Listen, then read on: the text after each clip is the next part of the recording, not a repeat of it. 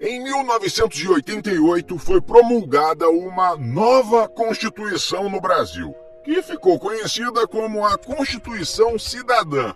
Como ela foi feita e qual a razão de uma nova Constituição? Descubra essas e outras informações aqui neste vídeo. Agora vamos voltar para a década de 1980 para entender como surgiu a Constituição de 1988. O país estava saindo de 21 anos de ditadura militar. Um período de mudanças políticas e sociais severas, refletido na Constituição de 1967, que ainda que tivesse poucas mudanças, afirmava tanto a concentração do poder de decisão no executivo, como também incorporou alguns dos atos institucionais feitos durante o regime militar. Assim, com a democracia restabelecida no país em 1985, sob o governo do presidente eleito através de eleições indiretas, José Sarney, foi promulgada no dia 5 de outubro de 1988 a Constituição da República Federativa do Brasil. Esta foi a 7ª Constituição do país desde a sua independência. Mas quem elaborou este documento? O documento foi elaborado pela Assembleia Nacional Constituinte, eleita democraticamente. Foi presidida por Ulisses Guimarães e o trabalho desta Constituinte se desenvolveu de fevereiro de 1987 a setembro de 1988. Vamos conhecer suas principais características. A nova Constituição consolidou diversas conquistas aos trabalhadores, como o seguro-desemprego, jornada semanal de 44 horas, licença maternidade de 120 dias e licença paternidade de 5 dias, direito à greve e à liberdade sindical. Outras conquistas foram alcançadas no campo dos direitos humanos. Foram fim da censura dos meios de comunicação, liberdade de expressão, direito das crianças e adolescentes, eleições diretas e universais com 2 turnos, a prática do racismo passou a ser crime inafiançável. Por isso mesmo ficou conhecida como Constituição Cidadã, porque fortaleceu a efetivação dos direitos fundamentais das pessoas, tanto os direitos civis e políticos como os direitos sociais. A Carta Magna de 1988 também determinou que os indígenas teriam a posse das terras que ocupavam, bem como aquelas que eles tradicionalmente ocupavam. Também garantiu a preservação dos seus costumes, línguas e tradições. Além disso, a Constituição também reconheceu o direito de posse às terras ocupadas por remanescentes de quilombos. Uma Constituição rege o ordenamento jurídico do país e estabelece regras que regulam e pacificam os conflitos de interesse dos grupos que integram uma sociedade. Mudanças no texto da Constituição estão previstas por lei e podem ser feitas através de emenda constitucional, mas com exceção das cláusulas pétreas. As que não podem ser alteradas são elas: o sistema federativo do Estado, o voto direto, secreto, universal e periódico, a separação dos poderes e os direitos e as garantias individuais.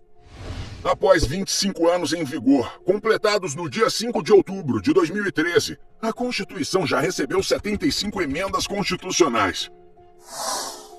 Esta é a Constituição do Brasil de 1988. Redemocratização, federalismo, divisão dos poderes, direitos fundamentais. Constituição de 1988, primeira parte, aqui no História ao Quadrado. Vamos ao primeiro vídeo sobre a Constituição de 1988, a chamada Constituição Cidadã. Então aproveita aí, já deixa o seu like, se inscreva no canal. Vamos iniciar com um contexto onde esta Constituição é debatida pós-ditadura civil-militar no Brasil, um período sombrio que perdura por mais de 21 anos, onde há completa ausência de democracia. Inclusive, o brasileiro perde o direito de eleger o seu presidente da República, que o cargo vai sendo ocupado sempre por né, generais ali do círculo militar. Portanto, inicia-se um processo no início da década de 80 de redemocratização, né, muito movimentado pelos movimentos populares que surgem ali a partir do final da década de 1970, né, e esses movimentos vai ter o seu ápice com o chamado As Diretas Já, em 1984, reunindo milhões de pessoas pelas ruas brasileiras. Na presidência da República, nós vamos ter em 1985 o José Sarney, primeiro presidente civil desde 1964. Ele que na verdade era para ser o vice-presidente, né, foi eleito na chapa do Tancredo Neves, mas o Tancredo Neves acaba falecendo antes, né, de tomar posse. Portanto, José Sarney, o vice, assume a presidência da República e se instala então a Assembleia Constituinte, onde o Poder Legislativo, senadores e deputados se reúnem para debater um novo tempo no Brasil, né, e a nova Constituição de 1988. Essa Constituição vai trazer a organização do Estado como uma república federativa, ou seja, uma república, o Estado é público e a federação, ou seja, os estados, eles terão bastante autonomia entre si, mas não serão, completamente independentes. É uma união indissociável. O sistema será o presidencialista, ou seja, o presidente da República eleito pelo povo vai ser o chefe de Estado e o chefe do governo, mas não vai governar sozinho. Tendo aí a concepção de Montesquieu, da divisão do poder, em três esferas: o executivo, o legislativo e o judiciário. Os três poderes são equivalentes, não há sobreposição de um sobre o outro, eles são independentes e devem ser harmônicos. A soberania nacional também é garantida, nenhum país poderá ter a tutela do Brasil, e o mais interessante, desta Constituição é a prevalência dos direitos humanos. Ela é vista então no mundo todo como uma das constituições mais modernas existentes até agora. O Estado laico continua sendo Estado laico, ou seja, há a separação entre poder político e religião. Lembrando que a laicidade ela existe desde o início da República no Brasil. Vai haver também a instauração de uma democracia participativa. O que seria a democracia participativa? Além de votar, haveria outros mecanismos para o cidadão brasileiro discutir a política, e debater democraticamente. A primeira, logicamente, ferramenta seria o voto que passa a ser universal e secreto. O voto universal aqui é estendido, inclusive, aos cidadãos que não sabem ler, ou seja, aos analfabetos, e permanece secreto como era desde a década de 30, lá de Getúlio Vargas. Também teremos a concepção dos plebiscitos, quando a própria população é chamada a votar em determinada lei, determinado assunto, geralmente polêmico, e também a instituição dos conselhos, os conselhos populares, como o Conselho de Educação, o Conselho de Cultura, aonde a sociedade civil organizada pode debater e deliberar sobre diversos pontos. Alguns direitos e garantias trazidos por essa Constituição, podemos aí elencar os direitos fundamentais. Direito fundamental é aquele que é inalienável, ou seja, não pode ser retirado do cidadão. É muito parecido com os direitos humanos. O primeiro deles, a liberdade de expressão, retornando ao Brasil, depois de mais de 2 décadas de censura. Também a igualdade jurídica, ou seja, todos os brasileiros serão julgados, serão vistos sob a lei, sob a mesma lei e igualitariamente. Direito à propriedade, no final aí da Guerra Fria, daquele embate,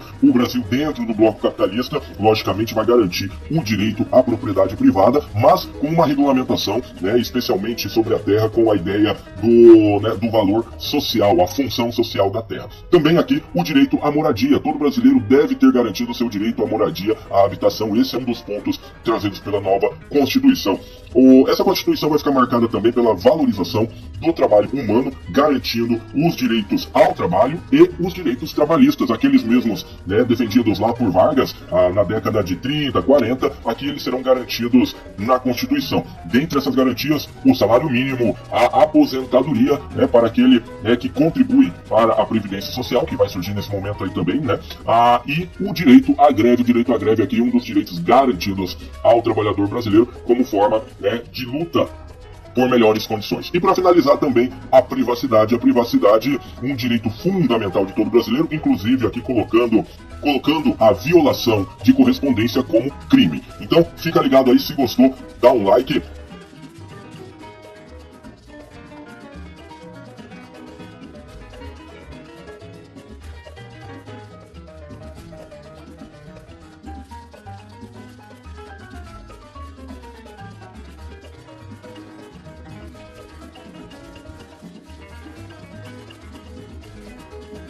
E aí, gostou do vídeo? Então, deixe o seu like, aproveita e se inscreva. E ative as notificações para não perder nenhum dos próximos. Acesse esse e outros materiais no meu site, historiaaoquadrado.com. Eu sou o professor historiador Giovanni Bernini. Deixe sugestões nos comentários.